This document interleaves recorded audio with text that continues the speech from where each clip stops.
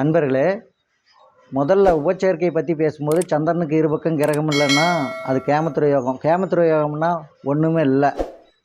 அந்த காரக கிரகம் வேலை செய்கிறதில்ல. அவன் வாழ்க்கையில் அப்படியே ஒன்றுமில்லாத போவான். அதுக்கு தான் உதாரணம் கூட ஒரு சின்ன உதாரணம் சொன்னேன்.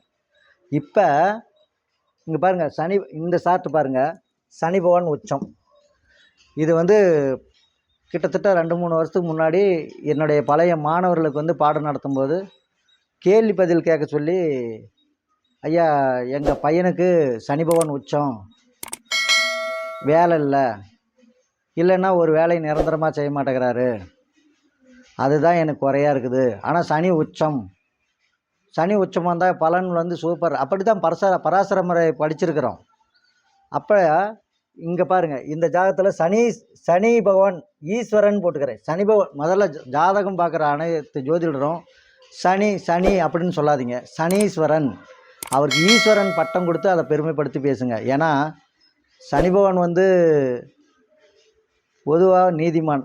ஏன்னா காலபுருஷ லக்கணத்துக்கு 7வது வீடுன்னு சொல்லக்கூடிய தராசு ராசி வீட்டில் நீதி ராசியிலேருந்து பாருங்கள், கோர்ட்டில் கூட அந்த கண்ணை கட்டியிருப்பாங்க ஒரு சிலைக்கு.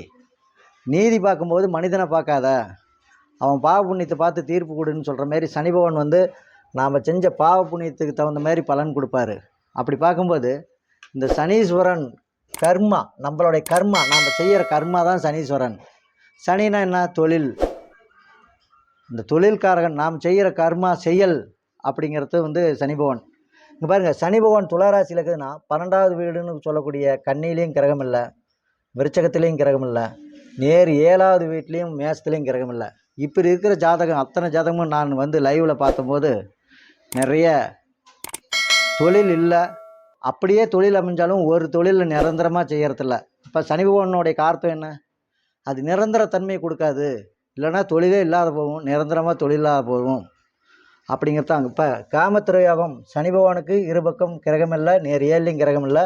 இந்த சனி பகவான் பாருங்கள், ஒரு கிரகத்துக்கு 2 பக்கம் கிரகம் இருக்கணும். ஒன்றா நட்பு கிரகமாக தீய கிரகமாவது இருக்கணும். அந்த கிரகத்துக்கு அது பகை கிரகம் இருந்துச்சுன்னா பகைத்தன்மையோடு வேலை செய்யும், நட்பு கிரகம் இருந்துச்சுன்னா நட்பு தன்மையோடு நல்லது செய்யும்.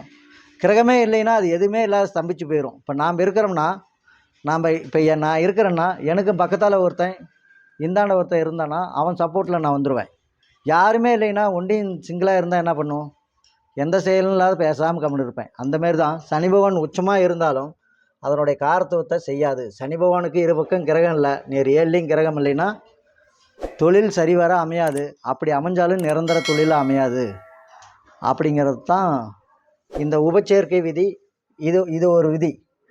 ஒரு கிரகத்துக்கு 2 பக்கம் கிரகம் இல்லை, நேர் 7லையும் கிரகம் இல்லைன்னா அந்த கிரகம் தன் காரகத்தை செய்யாது, தன் காரக பலன் சரிவர ஜாதகருக்கு இயங்காது. அப்படிங்கிறத மட்டும்தான் இந்த உபச்சேர்க்கையில் ஒரு 2வது விதி. மீண்டும் அடுத்த வகுப்பில் சந்திப்போம்.